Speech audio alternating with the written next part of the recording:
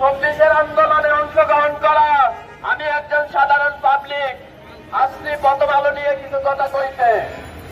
এই প্রথম আলো ইন্ডিয়া দালালি করতেছিল গত 15 বছর, সমস্যা নাই কিন্তু বলে নাই। এখন তাদের মা চলে গেছে, তারপরও দালালি করা জানতেছে না। এটা তো হইতে পারে না প্রিয় ভাইরা। এখন আমাদের প্রিয় পিনাকি ভট্টাচার্য দাদা সাংবাদিক ইলিয়াস একটা ঘোষণা দিচ্ছে যে এখানে গরু জবাই করবে প্রথম আলো চেয়ারম্যান খাওয়ানোর জন্য। প্রিয় ভাইরা, প্রথম আলোকে এইরকম দালাল একটু উদাহরণ দিয়ে যায়। কোন মুসলিম যদি পেশাব করতে বসে ওইটারে তারা হাইলাইট করে লেখে একজন মুসলিম পেশাব করতে বসে। আর কোন ভারতের দালাল, আওয়ামী লীগের দালাল যদি কাউরে খুন করে ফেলে